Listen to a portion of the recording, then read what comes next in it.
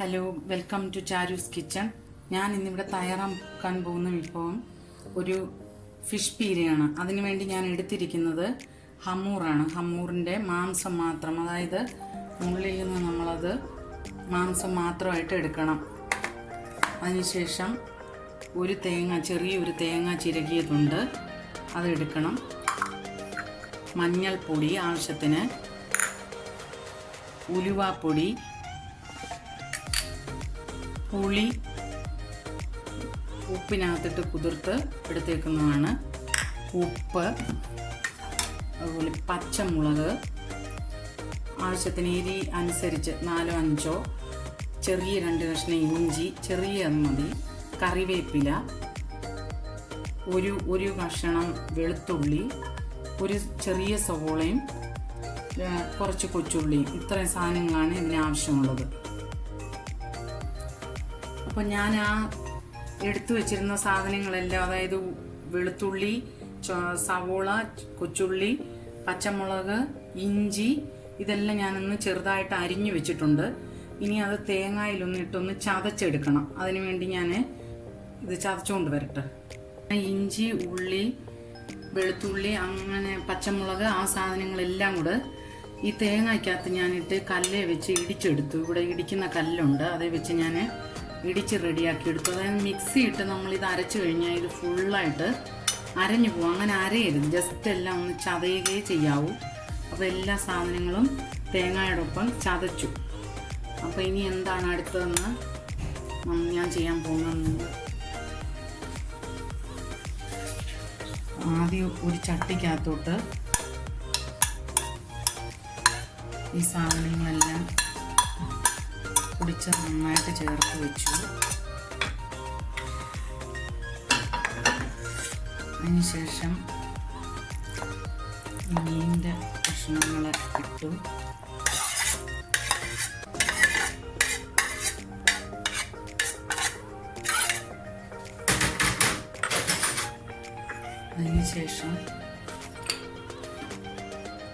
കുറച്ച്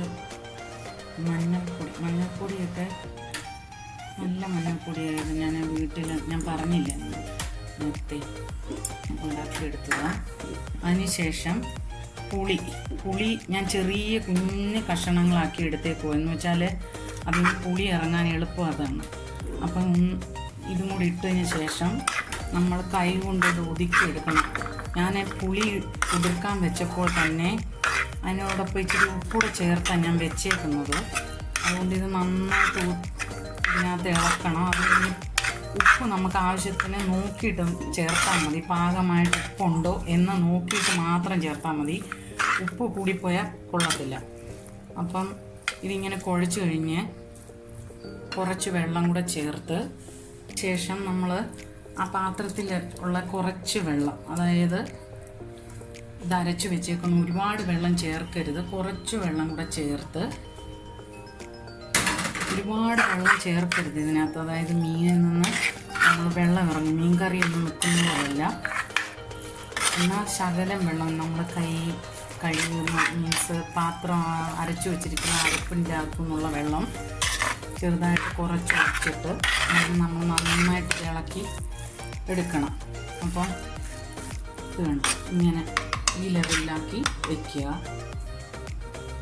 അപ്പോൾ ഞാനിത് നന്നായിട്ട് ഇളക്കി, കൈ കൊണ്ടോ സ്പൂൺ കൊണ്ടോ ഇളക്കാം. ഞാനിപ്പം സ്പൂൺ കൊണ്ട് തന്നെ ഇളക്കിയേക്കുന്നത്.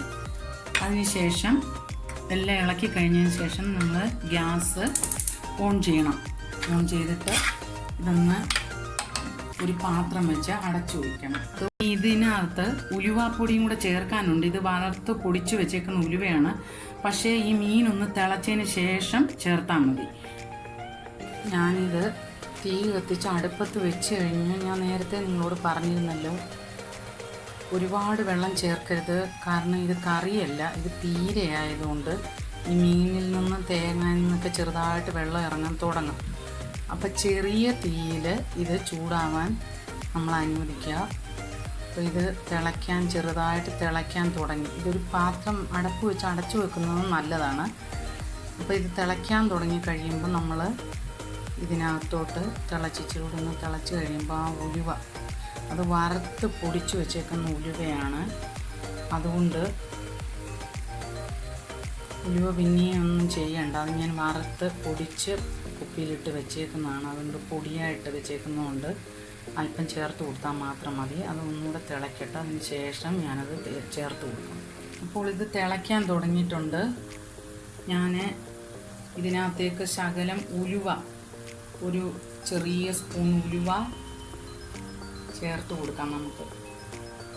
അത് കഴിഞ്ഞിട്ട് വീണ്ടും തിളയ്ക്കാൻ നമുക്ക് വിട്ടേക്കാം.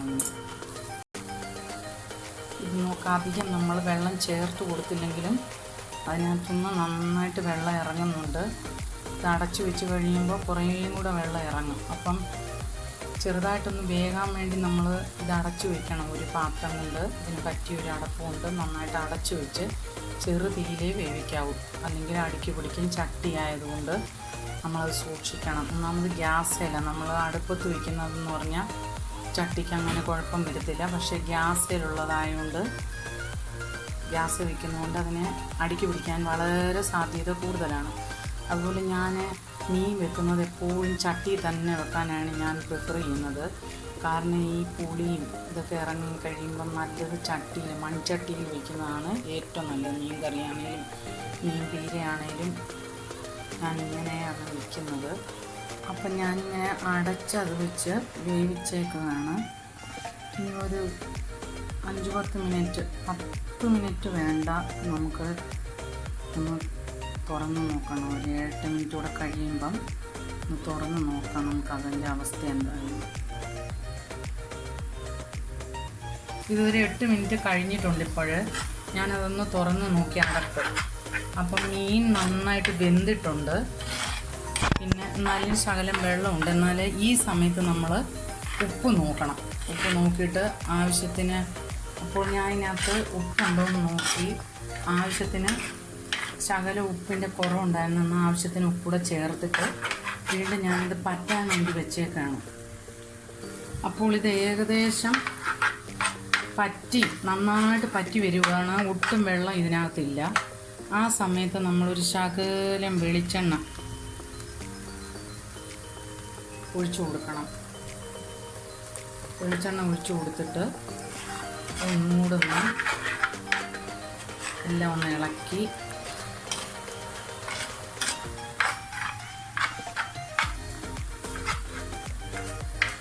ശരിയാക്കി. ഇപ്പം നമ്മൾ നടുക്കൂടി നോക്കിയത് ഒരു ശകലം പോലും വെള്ളമില്ല. ഇത് ഏകദേശം പറ്റിയെന്നല്ല, നന്നായിട്ട് പറ്റിയിട്ടുണ്ട്. അപ്പോൾ ഇതിനകത്ത് പ്രധാനപ്പെട്ട ഒരു കാര്യം എന്ന് പറഞ്ഞാൽ, നമ്മൾ മീൻ പീര വയ്ക്കുമ്പം വെളുത്തുള്ളിയും ഇഞ്ചിയും, വെളുത്തുള്ളി ഒരു ചെറിയ പീസ് എടുക്കാവൂ, അതുപോലെ ഇഞ്ചി കുറച്ച് എടുക്കാവൂ. ചുമന്നുള്ളിയും പച്ചമുളകുമാണ്. പച്ചമുളക് ആവശ്യത്തിന് മതി, പക്ഷേ ചുമന്നുള്ളി ഒരു ചുള്ളിയാണെങ്കിൽ അത് ഏറ്റവും നല്ലത്. സവോളയോ കൊച്ചുള്ളി എടുത്ത് ചേർത്ത് അതാണ് ഇതിൻ്റെ ടേസ്റ്റ്. അതുപോലെ അവസാനം എല്ലാം കഴിഞ്ഞ് കഴിയുമ്പോൾ നമ്മൾ ആവശ്യത്തിന് വെളിച്ചെണ്ണയും ചേർത്ത് കൊടുക്കണം. അങ്ങനെ ഇതിപ്പം ഏകദേശം ആയിട്ടുണ്ട്. ഞാനിത് ഗ്യാസ് ഓഫ് ചെയ്യാൻ പോവാം. ഇപ്പോൾ നല്ല ഒന്നാം തരം മീൻ പീര റെഡി ആയിട്ടുണ്ട്. ഇപ്പോൾ ഇതെല്ലാവരും ട്രൈ ചെയ്യുക.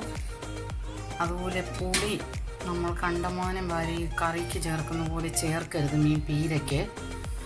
കാരണം പുളി കൂടിപ്പോയി കഴിഞ്ഞാൽ അത് ടേസ്റ്റ് വേറെയാവും. അപ്പം ഇത് ട്രൈ ചെയ്യുക. പിന്നെ അതുപോലെ മുളക്, നിങ്ങൾക്ക് എരിവ് കൂടുതൽ വേണ്ടിയവർക്ക് മുളക് ആവശ്യത്തിന് ചേർക്കാം. പക്ഷേ ഞങ്ങൾ കുറച്ച് മുളക് ചേർക്കാറുള്ളൂ സാധാരണ. ഞങ്ങൾക്ക് എരിവ് കുറച്ച് മതി.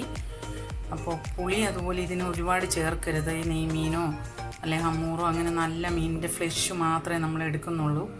അതുകൊണ്ട് പുളി അധികം നിങ്ങൾ ചേർക്കരുത്. ഇത് ട്രൈ ചെയ്ത് നോക്കുക, നിങ്ങൾക്കെല്ലാവർക്കും ഇഷ്ടപ്പെടും. Thank you for watching my videos. Subscribe, share and like.